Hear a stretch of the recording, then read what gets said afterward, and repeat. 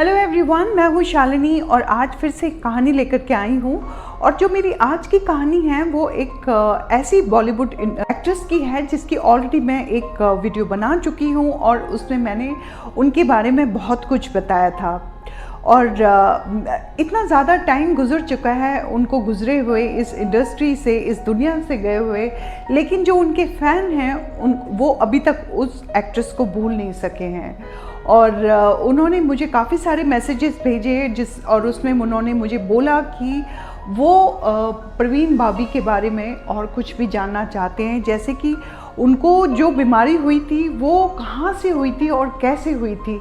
क्योंकि बहुत से लोगों ने बहुत कुछ अजीब अजीब बातें फैला रखी हैं प्रवीण भाभी के बारे में, जैसे कि उनके इतने सारे रिलेशन थे और उसको रिलेशन टूटने की वजह से वो बिल्कुल अकेली पड़ गई और बीमार हो गई, और इसकी वजह से वो हर समय चुप रहने लगी। और साथ में उन्होंने ये भी बोला कि वो ड्रग्स लेती थी बहुत ज़्यादा, और इस वजह से भी उनको ये प्रॉब्लम हुई थी। बहुत से लोगों को कुछ ऐसा पता भी नहीं है ठीक से, लेकिन वो अफवाहें बहुत आसानी से फैलाते रहते हैं। तो इन सब चीज़ों को, उनका मुंह बंद करने के लिए मैं आज आप लोगों को कुछ ऐसी सच्चाई बताऊंगी जिससे आप लोगों को असलियत का पता चलेगा कि प्रवीण भाभी को जो प्रॉब्लम थी, जो बीमारी थी, वो कहाँ से हुई थी और कब हुई थी, किस हालात में हुई थी। जब किसी 5 साल के बच्चे का टॉय टूट जाता है या उसको छीन लिया जाता है या उस खिलौने को तोड़ दिया जाता है, तो उस बच्चे का कैसा रिएक्शन होगा। वो बहुत चिल्लाएगा और रोएगा और साथ में अजीबोगरीब हरकतें भी करेगा। और यही हाल था प्रवीण भाभी का, ऐसा ही कुछ हुआ था। शादी के 14 साल के बाद प्रवीण का जन्म हुआ था और जो उनके पिता थे वो उनको, उस प्रवीण को दिलो जान से प्यार करते थे, और यही हाल प्रवीण का भी था। अगर वो कभी भी अपने पिता को अपनी आंखों के सामने नहीं देखती थी या उनके पापा कहीं बाहर चले जाते थे तो वो बहुत चिल्लाती थी, रोती थी, उसको डर लगता था और वो हर समय अपने पापा को याद करती रहती थी। जब प्रवीण 5 साल की हुई तो उनके पापा की डेथ हो गई और ये सदमा प्रवीण बिल्कुल बर्दाश्त नहीं कर सकी और उसको लगा कि उसके पापा कहीं खो गए हैं। वो हर समय डरी डरी, सहमी सहमी रहने लगी और उसकी आंखें हर समय अपने पापा को ढूंढती रहती थी। उसे हर समय इस बात का डर, अपने लोगों को खोने का डर लगा रहता था और इतनी छोटी सी ही एज में उसको बीमारी ने घेर लिया था। यह बात 1960 की है, जब प्रवीण भाभी mount caramel high school Ahmedabad में पढ़ती थी और उस दौरान एक राइट शुरू हुआ हिंदू मुस्लिम का, और उस दंगे में जो मुस्लिम थे वो हिंदू लोग मुस्लिम को मार रहे थे। तो एक टाइम ऐसा आया कि कुछ लोग प्रवीण भाभी के स्कूल के अंदर घुस जाते हैं और वो मुस्लिम लोगों को मारना शुरू कर देते हैं।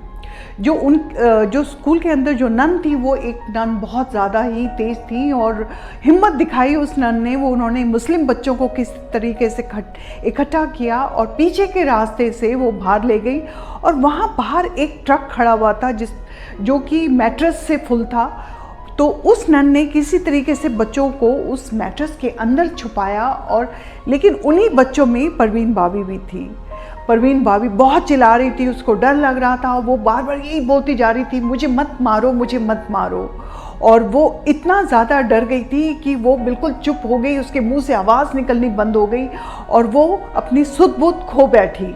और किसी को इस बात का पता ही नहीं चला कि इतनी छोटी एज में प्रवीण ने जो महसूस किया, जो सहन किया, ये आगे चल कर के कुछ भयानक रूप लेने वाला है। उसकी यही जो उसके साथ इंसिडेंट हुआ था, उसने एक भयानक बीमारी का रूप ले लिया।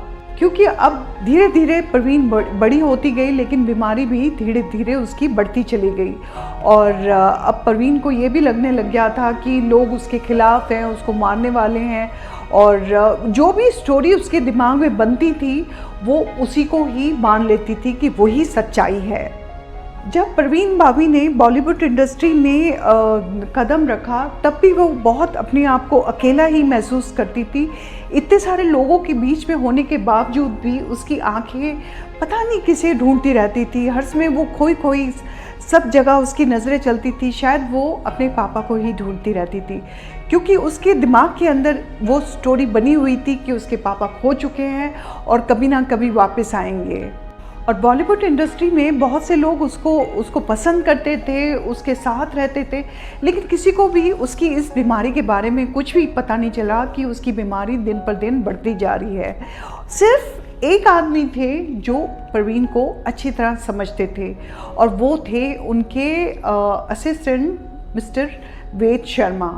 मिस्टर वेद शर्मा ने बहुत सी जो इंसिडेंट थे लोगों के साथ शेयर किए। उनमें से एक इंसिडेंट था कि एक बार की बात है जब वो शूट के बाद अपने घर की तरफ आ रही थी और साथ में ही मिस्टर वेद शर्मा भी थे उनके साथ। तो वो एकदम से क्योंकि गाड़ी फ्लाईओवर के ऊपर पहुंच चुकी थी और सब तरह से काफ़ी ट्रैफिक था और गाड़ी को रोक नहीं सकते थे, लेकिन वो बार बार चिल्लाती जा रही थी गाड़ी रोको, लेकिन उसकी बात क्योंकि गाड़ी रोकी नहीं क्योंकि पीछे काफ़ी ट्रैफिक था, तो वो एकदम से गाड़ी के अंदर से बाहर जंप करने ही वाली थी, लेकिन किसी तरीके से वेद शर्मा ने उनको पकड़ लिया।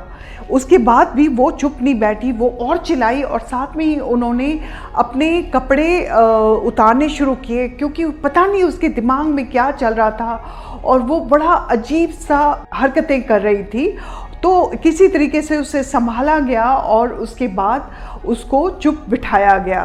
यहाँ तक कि उनकी जो कॉलेज मेट थी उन्होंने भी प्रवीण के बारे में बहुत कुछ बताया। उन्होंने बोला कि प्रवीण हर्ष में चुपचाप रहती थी, वो हर्ष में अपने बेड में बैठी रहती थी और वो किसी से बात नहीं करती थी। साथ में ही वो अपने रूम को साफ नहीं रखती थी, वो जो भी कागज़ कपड़ा कुछ भी है वो कॉर्नर में फेंक करके गंदगी मचा के रखती थी। और साथ में ही वो काफ़ी सारी सिगरेट्स भी पीती रहती थी, वो चेन स्मोकर थी। तो अब मैं जाते जाते आप लोगों से ये बोलूँगी कि जो उसकी बीमारी थी वो उसकी बीमारी बचपन से ही हुई थी। जब वो छोटी थी उसकी बीमारी ने उसके दिमाग में घर कर लिया था कि लोग उसके दुश्मन हैं और उनका अपना कोई भी नहीं है, क्योंकि उसको बहुत ज़्यादा दुख था अपने पिताजी को खोने का और इसी वजह से उसकी बीमारी बहुत ज़्यादा बढ़ गई।